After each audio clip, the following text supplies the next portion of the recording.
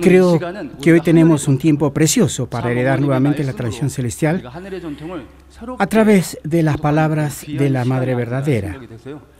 Esperamos que este sea un momento precioso, valioso para todos, para que todos hereden juntos esa tradición. Como esta parte que les voy a contar está relacionada con la historia, creo que será más entretenida, más fácil de entender que otros contenidos. Y espero que así sea. También creo que este será un momento precioso para que conozcamos y comprendamos cómo ve la Madre verdadera los 2000 años de historia cristiana. En este momento me gustaría hablar sobre tres temas principales. Primero está la historia providencial de la restauración para restaurar el linaje celestial. Como todos saben, Dios tiene un sueño: dar a luz a los seres humanos como hijos que puedan monopolizar todo el amor de Dios y crear un mundo eterno donde todos experimenten junto con Dios alegría y felicidad, dando y recibiendo amor infinito. Cada vez que tengo oportunidad al escuchar las palabras de la Madre verdadera, hay ocasiones en las que un solo término, una palabra que ella utiliza me da una gran comprensión, me hace comprender muchas cosas. ¿Cuál es esa palabra? Es sueño. Siempre hemos estado pensando que lo que Dios quiere es un ideal, una esperanza, un propósito para la creación. Pero la Madre verdadera nos habló claramente que es el sueño de Dios. En ese momento sentí que, diferente de cuando se hablaba del ideal o del propósito de la creación, o un deseo o un anhelo, hablar de sueños se vuelve algo más concreto y vívido. Desde entonces he estado hablando yo de Dios, enseñando sobre el sueño de Dios. Cuando se los conté a los cadetes de la OPA, dijeron que podían entender el significado más vívidamente, así que creo que expresarlo como un sueño es importante. Otra cosa es que a menudo escuchamos que Dios creó a la humanidad, nos dio a luz y creó a los seres humanos. Pero la Madre dice, Dios dio a luz a la humanidad. Por supuesto, en términos de significado, todos tienen significados similares. Pero cuando decimos Dios dio a luz a los seres humanos, Hanul Pumonim dio a luz a los seres humanos, la naturaleza de Dios se revela más claramente, de padre y madre. Creo que la expresión que mejor revela los atributos de Dios, atributos de Padre y Madre Celestial, es la frase que Dios dio nacimiento a la humanidad. Viéndolo de esa manera, nos damos cuenta de que la relación entre Hanul Pumonim y nosotros, los humanos, es más íntima y más fundamental. Sin embargo, es una relación íntima y fundamental. Los seres humanos, a quienes Dios dio a luz cuando eran jóvenes, cayeron. El sueño de Dios no pudo cumplirse debido a la caída de nuestros primeros antepasados. Para cumplir ese sueño, Dios, cuyo principio y fin son el mismo, eligió al pueblo de Israel entre la humanidad caída.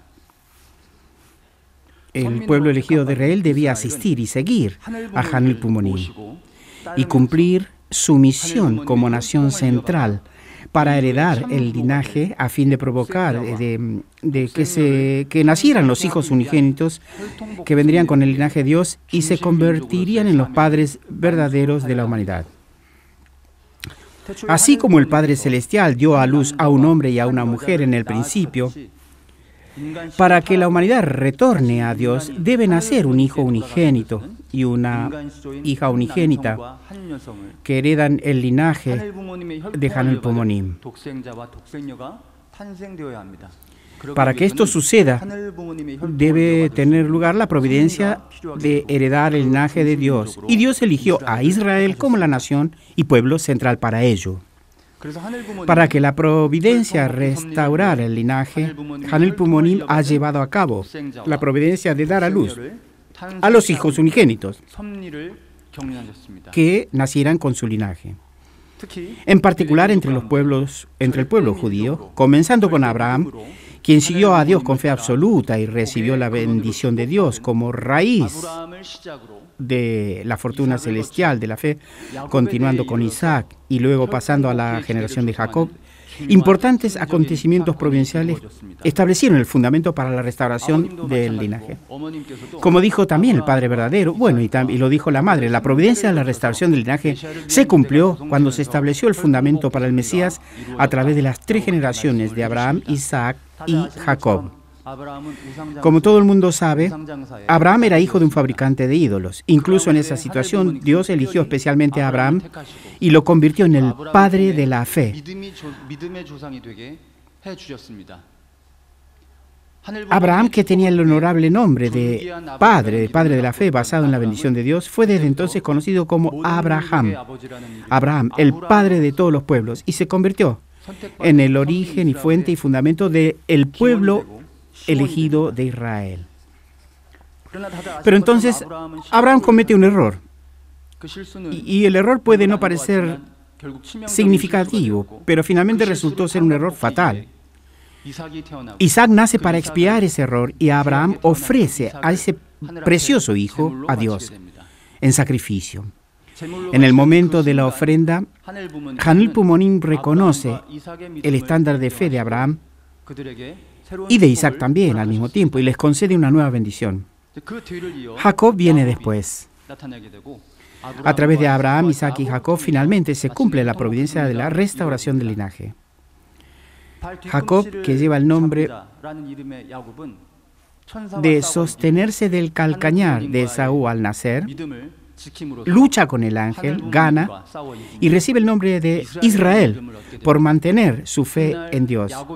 Más tarde, entonces, el nombre que obtiene Jacob, el nuevo nombre, es Israel, se convierte en el nombre del pueblo judío. De esta manera, el proceder providencial de 3 generaciones de Abraham, Isaac y Jacob es muy importante en la providencia de la restauración del linaje. Se debe crear el fundamento victorioso a nivel nacional para que los hijos unigénitos que hereden el linaje de Dios puedan nacer sin la acusación de Satanás a través del linaje del pueblo escogido de Israel.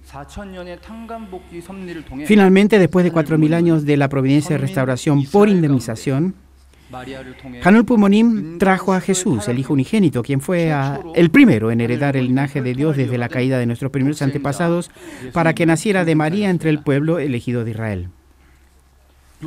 María, que estaba comprometida con José, recibió la revelación del cielo de que el Hijo unigénito nacería a través de ella y decidió aceptar la voluntad de Hanul Pumonim con fe absoluta. Hanul Pumonim fue el primero en revelarle a María, Zacarías e Isabel sobre el nacimiento de Jesús. Ellos eran figuras centrales que tenían la importante misión de defender la voluntad de Dios, de atender y seguir plenamente a Jesús, el Hijo unigénito. Para que Jesús, el Hijo unigénito, cumpliera su propósito al completar de manera segura su periodo de crecimiento, a la madurez, encontrar a la hija unigénita y convertirse juntos en los padres verdaderos, las figuras centrales que acabo de mencionar tenían que cumplir su misión adecuadamente. Esto es lo que habría creado un cerco protector alrededor de Jesús, María y José, Zacarías e Isabel. Y Juan el Bautista fueron esas figuras claves para lograrlo. Sin embargo, aunque Zacarías y Juan el Bautista dieron testimonio de Jesús antes de que comenzara su vida pública, después no lo siguieron. En ninguna parte de la Biblia se registra que Zacarías y Juan el Bautista asistieran y siguieran a Jesús y trabajaran junto con Jesús, unidos de corazón, para cumplir la voluntad de Dios. El muy respetado sumo sacerdote Zacarías permaneció como un espectador, y Juan el Bautista, un asceta tan respetado, se mantenía alejado de Jesús. Por tanto, no pudieron abrir el camino a la unidad entre el pueblo de Israel y Jesús. El estatus y el valor de Zacarías y Juan el Bautista a los ojos del pueblo judío en ese momento era muy elevado, muy tremendo. Zacarías era el sumo sacerdote. Juan el Bautista era el más famoso y espiritualmente el más destacado de todo su tiempo. Si estas dos personas hubieran dado testimonio en Jesús y le hubieran servido, se podrían haber creado las bases para que todo el judaísmo institucional se uniera con Jesús. Si el profeta Juan el Bautista hubiera caminado con Jesús y testificado de él y con él, se podría haber creado el fundamento para que innumerables judíos se unieran a Jesús. Pero, desafortunadamente, Zacarías y Juan el Bautista no pudieron permanecer con Jesús. No solo eso, María tenía la responsabilidad, mientras criaba a Jesús como hijo unigénito, de asegurar que Jesús se encontrara con la hija unigénita para que pudieran convertirse en padres verdaderos. Pero si bien cumplió con su responsabilidad de traer a Jesús al mundo, después de ello, todo se volvió más difícil. Al alejarse de la familia de Zacarías, mantener su relación con José y distanciarse de la revelación de Dios, María no cumplió con su responsabilidad de proteger a Jesús. José no entendía la voluntad de Dios plenamente, pero miraba con ojos humanos, seculares, a Jesús y a María. También falló en cumplir su misión de atender y seguir a Jesús. De esa manera, las figuras centrales que estaban más cercanas a Jesús y que se suponía que eran el cerco protector para él, fracasaron en cumplir sus misiones. Como resultado, los líderes judíos no creyeron en Jesús. Calumniaron y criticaron a Jesús, acusándolo de ser un transgresor de la ley, un blasfemo, un agitador sedicioso. Como resultado, Jesús no fue llamado Jesús el Hijo Unigénito o Jesús el Mesías, sino que era Jesús el destructor de la ley, Jesús el blasfemo y Jesús que engaña a la gente y engaña al mundo. Al final, al ser etiquetado de esta manera, no tuvo más opción que elegir el camino de la crucifixión. La gente tenía la misma actitud y debido a que fueron influenciados por los líderes religiosos, no siguieron a Jesús, no lograron seguirlo. Así María, José, la familia de Zacarías, los líderes religiosos y el pueblo elegido, a quienes Dios había preparado por amor a su Hijo unigénito Jesús, quedaron atrapados, atados a sus antiguas creencias y perspectivas humanistas y deseos egoístas y no entendieron la identidad y esencia de Jesús. Finalmente olvidaron la misión de servir y seguir a Jesús. Que Jesús se convirtiera o se uniera con las figuras centrales y cumpla y viva su sueño cumplido y vea su sueño cumplido en última instancia significaba convertirse en el Padre verdadero. Para que Jesús, el Hijo unigénito, se convierta en Padre verdadero, debía encontrarse con la hija unigénita. En otras palabras, se deben sentar las bases para el nacimiento de la hija unigénita.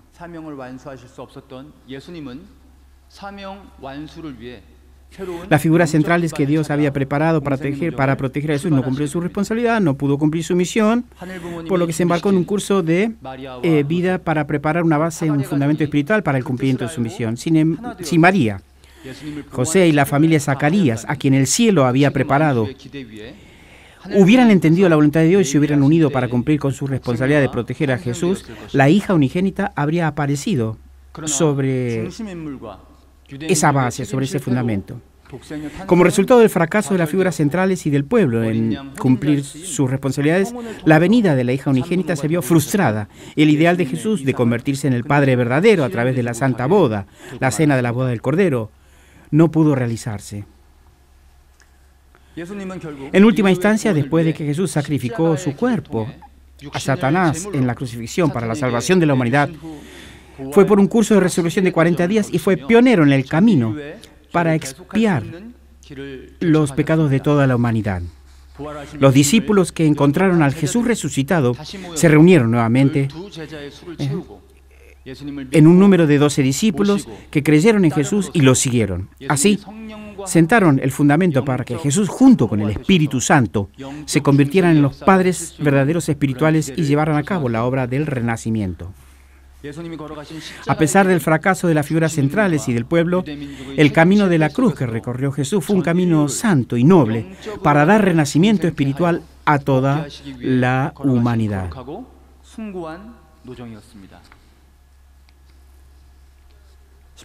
Jesús, que recorrió el camino de la cruz, prometió a sus discípulos que regresaría. Juan reveló en Apocalipsis que tendría lugar la boda del Cordero. La cena de la boda del Cordero que fue prometida, que se celebraría a su regreso, era su mayor esperanza. Que él, nacido como el Hijo unigénito, encontraría a la hija unigénita y que juntos tendrían una santa boda y se convertirían finalmente en padres verdaderos. Por eso la segunda venida de Jesús tiene en última instancia el propósito de encontrarse con la hija unigénita, celebrar el banquete o la cena de las bodas del Cordero, la santa boda, y convertirse en los padres verdaderos. Por lo tanto, la misión del cristianismo, al esperar el regreso de Jesús, es prepararlo para que se encuentre con la hija unigénita y preparar la cena de las bodas del Cordero, la santa boda.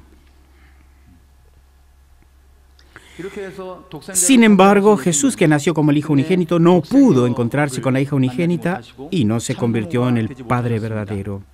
Fue por el camino de la cruz y dijo que volvería, y está escrito que retornaría para celebrar, como dijimos, la cena de las bodas del Cordero. Los 2000 años de historia cristiana comenzaron con los apóstoles que aceptaron y creyeron sus palabras y las revelaciones. El Espíritu Santo descendió sobre los apóstoles y otros creyentes que se habían reunido el día 50 después de la resurrección de Jesús. Llenos del Espíritu Santo, salieron al mundo a predicar el Evangelio de Jesús. En lugar del pueblo judío que no sirvió o no recibió al Hijo unigénito, nace el cristianismo, que asume el papel central en la providencia de Dios. Los apóstoles que sirvieron a Jesús compilaron las palabras y las historias de los hechos de Jesús en los evangelios y establecieron e hicieron crecer las primeras iglesias con la ayuda de las epístolas y sus testimonios y sus viajes. Especialmente a pesar de la importante persecución y oposición del Imperio Romano, los cristianos no se dieron por vencidos, sino que mantuvieron su fe. Como resultado, el cristianismo creció muy rápidamente. Se estableció la iglesia primitiva y el cristianismo sobrevivió a pesar de la persecución bajo el Imperio Romano. No solo eso, sino que el trasfondo del crecimiento explosivo del cristianismo se debió a que realmente adoraban en espíritu y verdad, en que salían al mundo en espíritu y verdad para difundir el Evangelio de Jesús. Sobre esa base, mediante el edicto de Milán, emitido por el emperador Constantino de Roma en el año 313, el cristianismo fue reconocido como religión oficial. La libertad de religión se logró dentro del Imperio Romano, que era el centro del mundo en ese momento. La cosa no se detuvo ahí, y en ese siglo, en el año 392, el emperador Teodosio adoptó el cristianismo como religión estatal de Roma. Al ser adoptada como religión estatal, el cristianismo se estableció sobre un fundamento global, que fue el comienzo del fundamento cristiano que permitiría al mundo entero dar la bienvenida al Mesías de la segunda venida. Más tarde, con la bendición del Papa, se estableció el Sacro Imperio Romano Germánico y, centrado en el espíritu cristiano, tomó forma Europa Occidental. En Europa del Este y el Cercano Oriente, también una sociedad centrada en el cristianismo echó raíces firmes a través del Imperio Bizantino. A través de Europa y el Cercano Oriente surgió el mundo cristiano. Como resultado del apasionado trabajo misionero de los discípulos que difundieron el Evangelio hasta los confines de la tierra antes del regreso de Jesús, desde esa era de viajes y exploraciones, el cristianismo se extendió por todo el mundo. Al expandirse más allá de Europa y el Cercano Oriente, el cristianismo se convierte entonces en una religión global. Y si continuamente hubieran seguido las palabras de Dios y las enseñanzas de Jesús, y si hubieran llevado a cabo o implementado la tradición religiosa, esa hasta la segunda venida del Mesías y el nacimiento de la hija unigénita, el cristianismo se habría convertido mucho antes en una religión global. Pero se confirma a través de la historia que esto no funcionó. Los obispos de la iglesia primitiva, con la autoridad que les confirió San Pedro, quien recibió instrucción directa de Jesús, tenían la autoridad para interpretar la Biblia, afirmar la doctrina ortodoxa, mediar en la salvación a través de los sacramentos y guiar espiritualmente a los fieles. A medida que la historia se desarrollaba, con el paso del tiempo, la herencia de tal autoridad espiritual se diluía y todo se hacía cada vez más difícil. Además, en el proceso de construcción o de establecimiento de la unidad de la Iglesia, se condenaron diversas opiniones sobre la naturaleza de Jesús y la interpretación de la Biblia. Se verticalizó la relación entre el clero y los creyentes y se crearon sistemas y organizaciones que ya no podían guiar bien espiritualmente, correctamente a los creyentes, quienes anhelaban la palabra de Dios y sentir al Espíritu Santo. Debieron haber guiado directamente a tantas personas que anhelaban sentir el corazón de Dios y el amor de Jesús, precisamente hacia ellos, hacia Dios y Jesús, pero no consiguieron hacerlo. Se interpusieron entre ellos. Decían verbalmente que ellos contemplaban solo a Dios y a Jesús, pero el mayor problema era que estaban centralizados en sí mismos, se miraban a sí mismos. Surgieron problemas que mostraban claramente las limitaciones y una especie de corrupción en el cristianismo, incluida la compra o venta de oficios eclesiásticos, órdenes sagradas u objetos sagrados, la corrupción en los monasterios, la secularización de la Iglesia y el compromiso del cristianismo con la realidad social. Pero el problema mayor era la teología. Como dice repetidamente la Madre Verdadera, el cristianismo no conoce la esencia original, la naturaleza de Jesús. El cristianismo comenzó sin darse cuenta de qué tenía que hacer, de cuál era fundamentalmente su misión y su rol. Inevitablemente surgió el problema en que estaba ausente el Espíritu Santo. El Espíritu y la verdad estaban ausentes. Y en la Edad Media ya no pudo ser reprimido esto y explotó. Sin embargo, Dios no podía permitir que la corrupción del cristianismo continuara sin control debido a la necesidad de llevar a cabo la providencia sobre un fundamento cristiano para preparar el nacimiento de la hija unigénita y del Mesías de la segunda venida. ¿Y quién lo haría continuar la misión de Jesús al Hijo unigénito? Dios tuvo que reformar el cristianismo medieval y esto eventualmente se manifestaría a través de lo que conocemos como la Reforma religiosa. La Reforma religiosa fue un movimiento reformista del siglo XVI en Europa que se opuso a la Iglesia católica. Fue provocada en 1517 por las 95 tesis de Martín Lutero, que criticaban la venta de indulgencias. Se extendió por todo el norte de Europa. Una vez iniciada la reforma, inspiró a muchas personas a participar. Más tarde surgirían otros reformadores importantes. En contraste con los numerosos sacramentos de la Iglesia Católica y la mediación de los sacerdotes, los reformistas o reformadores enfatizaban la importancia de la fe de un individuo en Jesús, restaurando el significado original de la Biblia e interpretando la Biblia tal como es, lo que resultó en la formación de la Iglesia protestante. Especialmente el énfasis de Martín Lutero en los conceptos de sola fide, sola gracia y sola escritura como principios esenciales para la comprensión y práctica adecuada de la fe cristiana, es decir, solo fe, solo gracia y solo escritura, y sobre el sacerdocio de todos los creyentes, formó un fundamento importante para la Reforma. Entonces, basada en los conceptos de solo fe, solo gracia y solo las escrituras, solo el Espíritu Santo y solo Jesús, la Reforma trajo mejoras a muchas áreas de corrupción en el cristianismo de la época y creó una oportunidad para que el cristianismo retorne a su forma más pura. Así, la Reforma que inició Martín Lutero fue completada por Juan Calvino, quien estableció la teología protestante. En 1543, Calvino presentó una tesis titulada La necesidad de reformar la Iglesia al emperador y a la dieta imperial del Sacro Imperio Romano.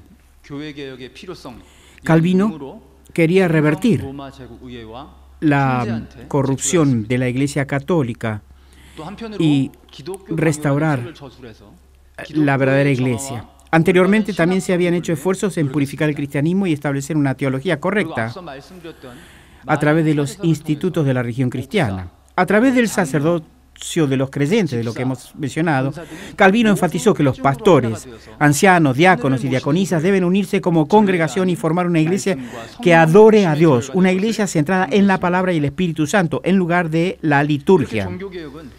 De esta manera, la reforma desafió la autoridad tradicional de la Iglesia católica medieval y provocó grandes cambios, como el despertar de las libertades y derechos individuales y el desarrollo de sistemas políticos democráticos. Además, desempeñó un papel importante en el desarrollo de la cultura y las estructuras políticas occidentales modernas.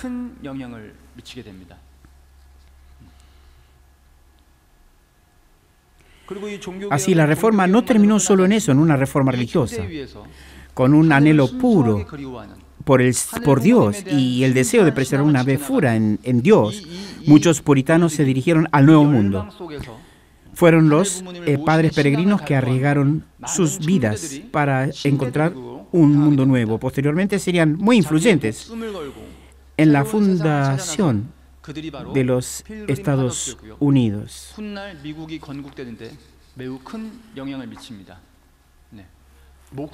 Defender nuestra fe hasta la muerte. Ese fue un acto de fe muy puro, una tradición muy santa que surgió del cristianismo primitivo.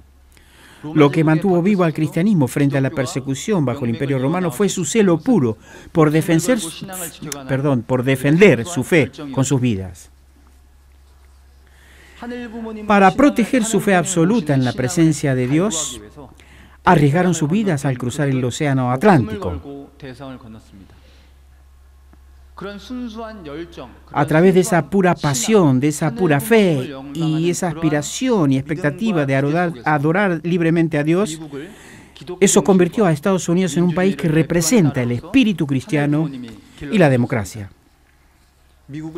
Estados Unidos fue elevado como una nación para Dios, a fin de crear un fundamento para los padres verdaderos y a fin de evitar que se repita el viaje de Jesús a la cruz. Después de la Segunda Guerra Mundial, bajo la bendición de Dios, Estados Unidos se establece como la nación que podía liderar al mundo. Tiene la misión que tenía el Imperio Romano en los días de Jesús, es decir, aceptar y servir a los padres verdaderos y crear el fundamento apropiado para que todas las naciones del mundo puedan reconocer, aceptar y servir, atender a los padres verdaderos.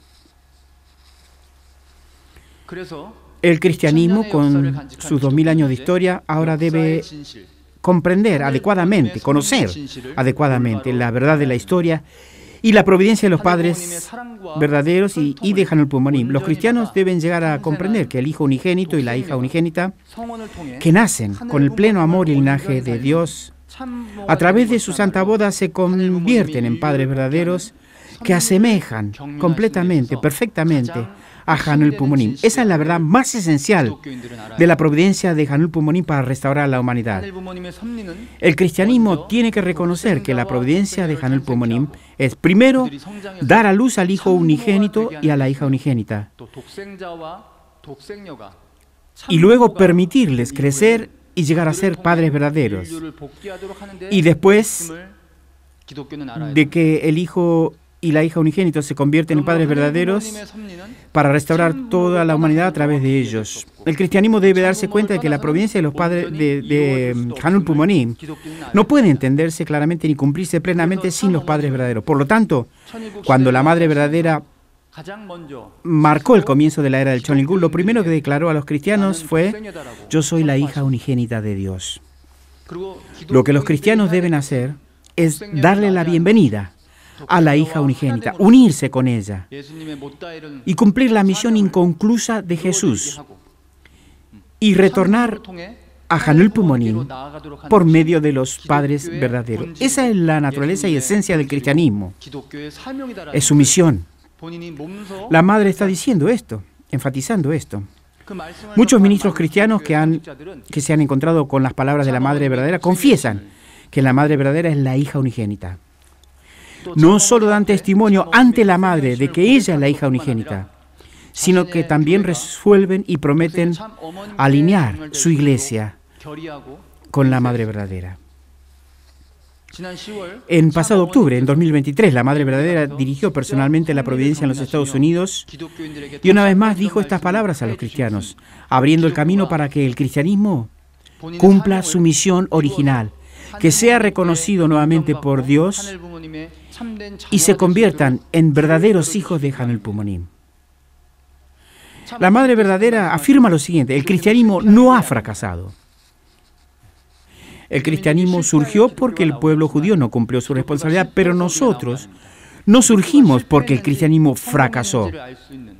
Las únicas personas que saben la respuesta sobre si el cristianismo ha fracasado o ha tenido éxito son los padres verdaderos, que conviven con nosotros, especialmente la madre verdadera en este momento. Si el cristianismo acepta a la madre verdadera y se une con ella durante esta época de oro de la providencia, el cristianismo saldrá victorioso. Sin embargo, si no puede aceptar a la madre verdadera y unirse a ella durante este periodo de la providencia, el cristianismo finalmente será un cristianismo fallido. Incluso en este mismo momento, la madre verdadera le abre las puertas al cristianismo y quiere abrazarlo para que puedan convertirse en un cristianismo victorioso. Ella quiere que salgamos con valentía y con convicción a encontrarnos con los cristianos para que el cristianismo pueda ser guiado a los brazos de la madre verdadera. ¿Cuál es el mensaje que debemos transmitir con altura, con orgullo y con confianza, con convicción a los cristianos? La esencia de Jesús, la naturaleza de Jesús, la esencia y la naturaleza de Hanul Pumonim, la esencia de los padres verdaderos y la misión y el rol del cristianismo. El motivo de esta presentación de hoy, de esta clase, y el motivo por el cual la madre ha dicho estas cosas, es para que la esencia del cristianismo pueda entenderse con precisión a través de la historia cristiana, para que los cristianos puedan unirse con nosotros y convertirse y llegar a ser un cristianismo victorioso.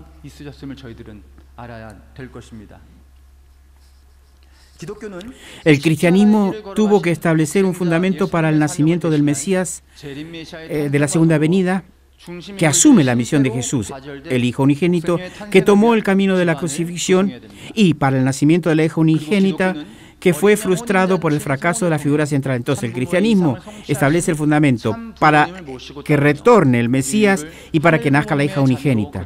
Por eso no podemos decir que fracasó. Y el cristianismo debe asistir y seguir a los padres verdaderos, quienes cumplieron el ideal a través de la Santa Boda, la cena de las bodas del Cordero. Debe tomar la iniciativa para lograr que todas las personas renazcan como hijos de Dios y se realice el Chonilgu. Debemos entender que la historia providencial del cristianismo de 2000 años es una historia de esperar al Mesías de la segunda venida y preparar el nacimiento de la hija unigénita para luego asistir a la cena de las bodas del Cordero. Los cristianos deben entonces seguir a los padres verdaderos y realizar el ideal de una familia humana unida bajo Dios.